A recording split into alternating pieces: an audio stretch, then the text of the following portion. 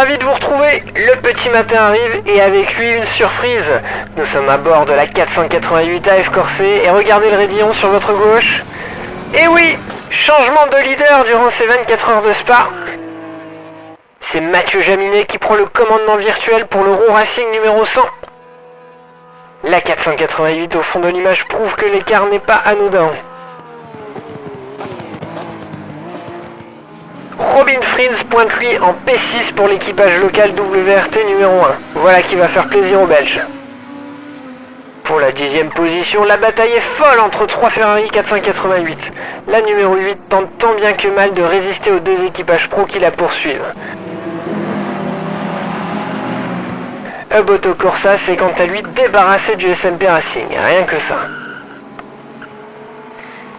Nous voici à la source où on programme le Black Swan Racing numéro 540 sur Porsche a pris la 5e position. Il donne désormais l'assaut sur la V8 Vantage 188. Kevin Estre semble intouchable par ce groupe de 3 pour l'instant, emmené par les deux GTR KCMG. Mais nous aussi semblons intouchables, bien installés au deuxième rang du programme. Landry enfonce le clou avec un relais matinal très rapide, venant rapidement à bout d'Andy Soucek sur sa Bentley Continental GT3.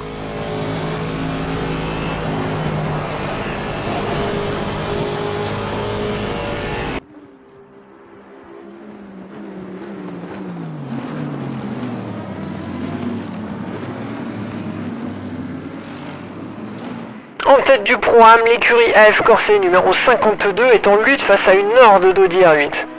Faute à de petites réparations, la 488 GT3 italienne est contrainte à repartir juste derrière le WRT. Mais ce n'est pas tout, puisque l'exécution parfaite du team Valvoline Audi numéro 23 les porte juste devant ces deux autos, en 5e position. La stratégie impeccable appliquée au fil de la nuit permet au Red Sky AMR de décaler ses relais favorablement ce matin. Dustin Kensrue reprend la piste en 14e position, ayant effacé ainsi l'Audi R8 Valvoline numéro 2 et également cet équipage, celui de la V12 Vantage 62 Victoriosa Laguna Seca. On profite de ce bruit du V12 pendant cette belle ligne droite de Kemmel.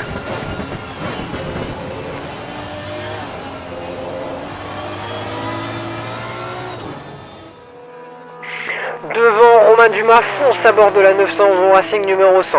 Depuis qu'il est en tête, il s'est créé un gros matelas de sécurité face à AF Corset. Toujours une sublime bataille ici, Mick Percat poursuit la progression du team Hub Corsa en se plaçant 9ème devant la 488 Silver numéro 8. Le SMP Racing subit toutefois la remontée de l'AMG GT3 numéro 75, dont les pneus fonctionnent bien mieux avec le jour. Derrière, Timo Bernhard récupère le temps perdu sur sa Porsche suite à des vérifications techniques sur leur suspension. Plus proche du fond du classement, les teams Pro BMW ne semblent rien obtenir de leur M6 et échouent pour l'instant en 32 et 33e position. La bataille pour la P4 en Pro-Am laisse le Garage 59 en plan, tandis que c'est plus acharné que jamais entre la 911 du Black Swan et la R8 Melbourne Performance Center. Au fil des tours cependant, l'avantage va finalement nettement à l'équipage Audi. Dans l'hélico, on voit la McLaren Planex numéro 11 aux mains d'Ishihara qui fond sur le Garage 59. Gros contact avec la NSX AM Arrows Racing. Allez, revoyons l'action de plus près.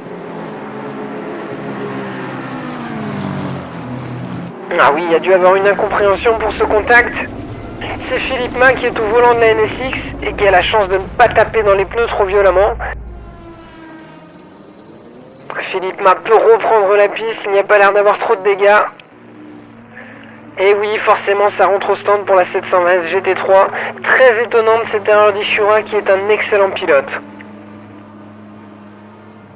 Pour nous, le dernier changement de pilote nous coûtera hélas un peu de temps et l'équipage 62 sur la V12 Vantage reprend la piste juste sous notre nez.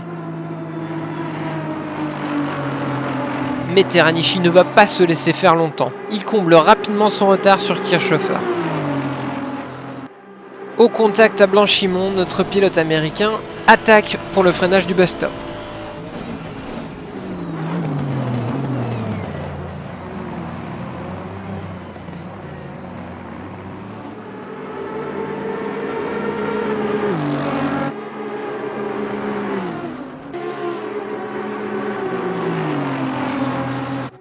Quelques tours plus tard, alors que nous sommes toujours sous la menace de la V12 Vantage, Teppei profite de la sortie des stands de l'Audi R8 numéro 2 pour s'immiscer in extremis devant Markus Winkelhock.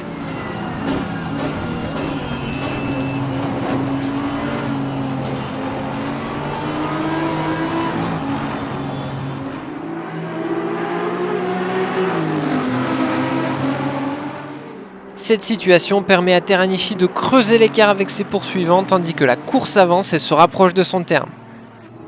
L'Audi R8 monte à place, Byland Motorsport filait vers un podium, mais Ricardo Feller écope d'un drive-thru à moins de 30 minutes de la fin de course. Aïe aïe aïe, cela les place directement sous la menace de la 911 numéro 99. Le décalage de stratégie va faire mal à certaines équipes en cette fin de course, comme à l'Audi WRT et à la Ferrari F-Corse 52 sur l'image. Il laisse filer en effet la 6e et la 7e place.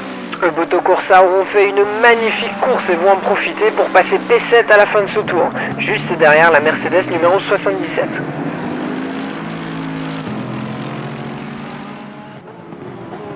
Ah, la revanche est prise pour l'Euro Racing suite aux pénalités de Laguna Seca qui ont privé le team d'une victoire. C'est officiel, l'équipage numéro 100 remporte les 24 heures de Spa.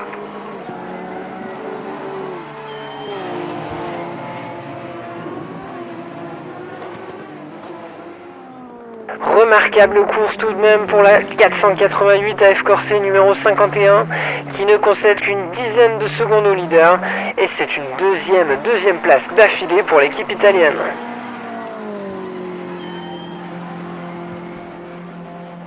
Et le bonheur est complet chez Euro Racing car la voiture sort numéro 99 chip effectivement la 3e place à l'Audi 129 monte à place. Quel résultat pour l'équipe allemande.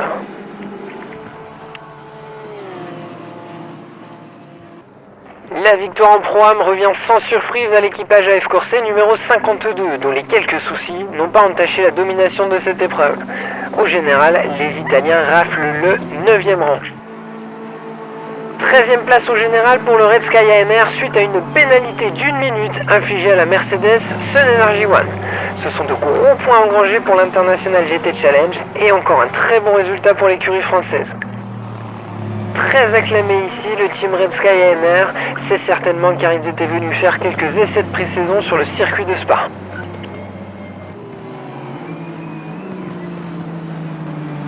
Le podium Pro-Am est complété par la Porsche 911 numéro 12, compétition motorsport.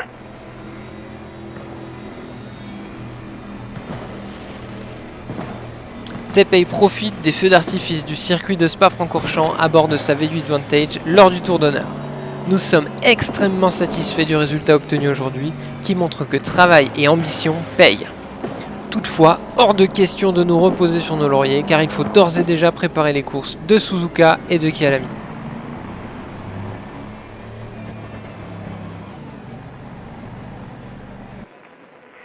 Ah, quelle course fantastique, comme le sont toujours les 24 heures de Spa, et quelle belle victoire de la 911 Euro Racing numéro 100. Félicitations à l'équipage, Romain Dumas, Mathieu Jaminet et Sven Müller, ainsi qu'à tout leur staff. Maintenant que les 40 GT3 sont au repos, penchons-nous sur le classement détaillé de la course. Nous vous laissons regarder dans le détail le classement des 24 heures de Spa. Soulignons toutefois l'incroyable performance des Porsche, Ferrari et Audi qui trustent 11 des 12 premières positions à l'arrivée. Voici la seconde moitié du général qui montre qu'au contraire des constructeurs comme BMW ou Honda ont généralement sous-performé. Au classement général de l'International GT Challenge, les 24 heures de Spa ont bien changé la donne.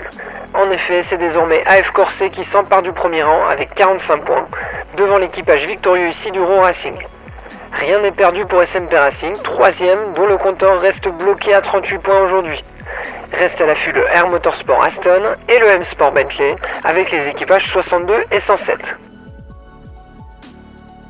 En Pro-Am, AF Corse reprend le lead, l'écurie italienne est désormais en tête sur les deux tableaux Pro et Pro-Am. En 2e et 3e position, ce sont les deux V8 Vantage du Red Sky et du Garage 59. Superbe performance de l'équipe française à Spa qui la hisse à 44 points, une petite unité devant la 188. Avec 40 points, c'est la première 911 du Black Swan qui est 4ème, devant sa cousine du Compétition Motorsport. 32 points, c'est le score de la V12 Vantage 760 du Air Motorsport qui n'est pas encore hors course même si les chances se réduisent pour eux. En revanche pour la McLaren 720S Planex, le contact d'aujourd'hui a coûté cher et l'espoir de décrocher un podium au classement Pro-Am s'est aminci. Merci d'avoir assisté aux 24 heures de Spa avec nous. Nous vous attendons dans quelques semaines au Japon pour les 10 heures de Suzuka qui s'annoncent passionnantes. D'ici là, c'est cadeau, revivez le premier idiot de la course comme si vous y étiez.